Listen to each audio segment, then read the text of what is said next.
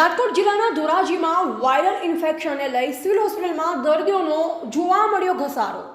શરદી ઉધરસ જેવા સામાન્ય રોગોમાં કાયમની 500થી વધુ ઓપીડી જોવા મળી।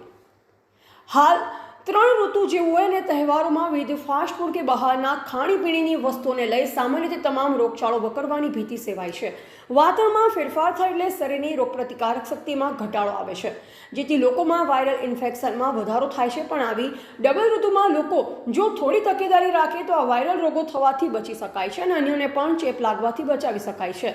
પણ હાલ તો આવી ઋતુ સાથે તહેવારો પણ આવી રહ્યા છે, જેથી લોકોમાં બહારની વસ્તુ ખાવામાં ખૂબ જ વધારો જોવા મળતો હોય છે। આથી ધોરાજીમાં વાયરલ ઇન્ફેક્શનના કેસમાં વધારો જોવા મળી રહ્યો છે, જેમાં શરદી ઉધરસ તાવવાળા ઝાડા ઉલટીના કેસો વધી રહ્યા છે। ત્યારે હોસ્પિટલ ખાતે તમામ સ્ટાફ અહીં હાજર છે, જરૂરી દવા પણ ઉપલબ્ધ છે। માત્ર વાતાવરણ ફેરબદલને લઈ ઇન્ફેક્શનના કેસો આવી રહ્યા છે। ત્યારે હાલ વાસી ખોરાક, બહારના ખાણીપીણી ટાળવી જોઈએ અને પાણી ઉકાળીને પીવું જોઈએ। ત્યારે ધોરાજીમાં સતત વધી રહેલ ઇન્ફેક્શનના કેસને લઈ દરરોજના સરકારી હોસ્પિટલમાં 500 જેટલા કેસો માત્ર સરકારીમાં આવી રહ્યા છે, ત્યારે પ્રાઇવેટમાં પણ કેસો વધી રહ્યા છે। ત્યારે ચોમાસામાં પાણીજન્ય રોગો વધતા હોય સાવચેતી રાખવી ખૂબ જરૂરી બને છે। ડોક્ટર રાજ બેરા, મેડિકલ ઓફિસર, સરકારી હોસ્પિટલ ધોરાજી સરકારી હોસ્પિટલ ખાતે રોજબરોજ જે ઓપીડી રહે છે એ ઓપીડીની સંખ્યામાં હાલના દિવસોમાં થોડો વધારો જોવા મળી રહ્યો છે। ધોરાજી સરકારી હોસ્પિટલ ખાતે હાલ એવરેજ 400થી 500ની રોજની ઓપીડી રહે છે।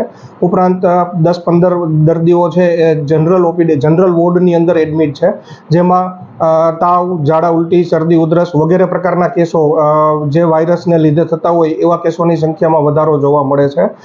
આ પ્રકારની બીમારીથી બચવા માટે વાસી ખોરાક ન લેવો જોઈએ, પાણી ઉકાળીને પીવું જોઈએ, દિવસનું વધારે પાણી પીવું જોઈએ। કોઈ ઘરની આજુબાજુ કોઈ જગ્યાએ પાણીનો ભરાવો થતો હોય, મચ્છરજન્ય રોગો જે થવાની સંભાવના એના દ્વારા વધારે હોય છે તો એનો નાશ કરવો જોઈએ છે। હાલ ધોરાજી સરકારી હોસ્પિટલમાં લેબોરેટરી તથા દવા બારીએ દવાનો જથ્થો પૂરતી માત્રામાં ઉપલબ્ધ છે અને તમામ સારવાર સુવિધા ઉપલબ્ધ છે। સાહેબ, લોકોને શું સલાહ આપશો કે વાયરલ ઇન્ફેક્શન શું કારણથી થઈ ગયું? કારણ છે મિક્સ ઋતુ। અત્યારના હાલના દિવસોમાં જે સવારમાં થોડી ઠંડી જેવું હોય છે, વરસાદનો માહોલ છે, મિક્સ ઋતુના લીધે વાયરસજન્ય રોગો વધારે હોય છે, જેમાં પાણી ઉકાળી પીવું જોઈએ, ગરમ પાણીનો ઉપયોગ કરવો જોઈએ। મચ્છરજન્ય રોગથી બચવા માટે કોઈ પાણી ભરાતું હોય, ઘરની આજુબાજુ ભરાયેલું રહેતું હોય તો એનો નાશ કરવો જોઈએ। જંતુનાશક દવાવાળી મચ્છરદાનીનો ઉપયોગ કરવો જોઈએ। બસ એ જ। અહેવાલ નયન રાવરાણી, સંબંધ ભારત ન્યૂઝ, ધોરાજી।